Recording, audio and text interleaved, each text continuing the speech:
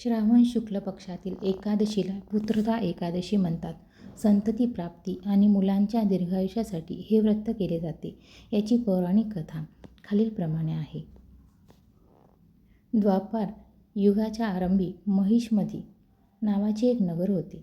तेथे महिजित नावाचा एक राजा राज्य करीत होता. त्याची राणी अत्यंत धार्मिक होती.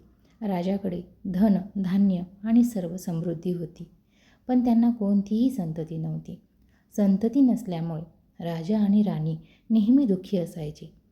आपल्यानंतर पितरांचे तर्पण कोण करणार आणि राज्याचा वारस कोण होणार, या चिंतेत राजाला रात्रंदिवस त्रास होत असे. राजाला वाटायचे की ज्या व्यक्तीला मूल नसते त्याचे हे आणि परलोकातील जीवन दुःखात जाते. राजा आपली प्रजा आपल्या मुलांसारखी पाळत असे, पण राजाला कोणतीही संतान नव्हती. एकांतात जाऊन राजाने आपल्या मंत्र्यांना आणि प्रजाला बोलावले. तो म्हणाला, मी कधीही अन्याय केला नाही.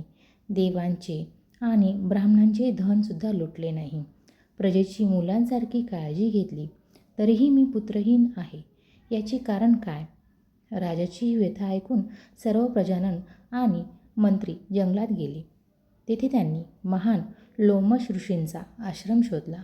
हे संभाषण ऐकून ऋषींनी थोडा वेळ डोळे मिटून घेतले आणि राजाच्या मागील जन्माची कथा सांगून जाणून घेतली. आणि हा राजा मागील जन्मी गरीब वैश्य होता. गरीब असल्याने त्याने अनेक वाईट कृत्ये केली. हा व्यवसाय करण्यासाठी गावोगावी जात असे. एकदा ज्येष्ठ महिन्यातील शुक्ल पक्षातील द्वादशीच्या दिवशी मध्यान्हीच्या वेळी 2 दिवस भूक व तहानलेली असताना ते पाणी पिण्यासाठी एका जलाशयावर गेले. त्याच ठिकाणी एक तहानलेली गाय पाणी पित होती. राजाने त्या तहानलेल्या गायीचे पाणी काढले आणि स्वतः पाणी पिऊन लागला. त्यामुळे राजाला हे दुःख सहन करावे लागले.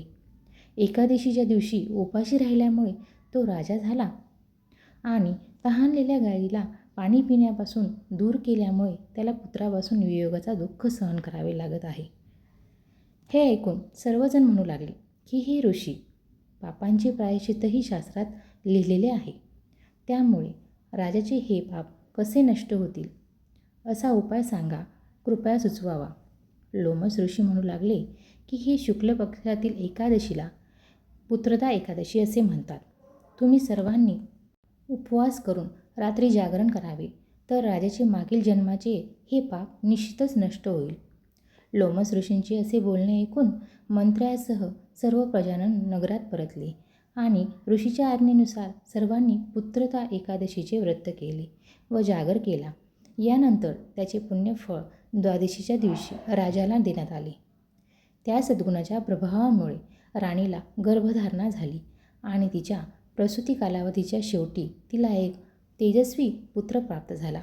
म्हणूनच हे राजन, ज्यांना संतती हवी आहे त्यांनी हे व्रत अवश्य करावे, ज्याचे महात्म्य ऐकून मनुष्य सर्व पापांपासून मुक्त होतो आणि इहलोकात संतती भोगून परलोकात स्वर्ग प्राप्त होतो.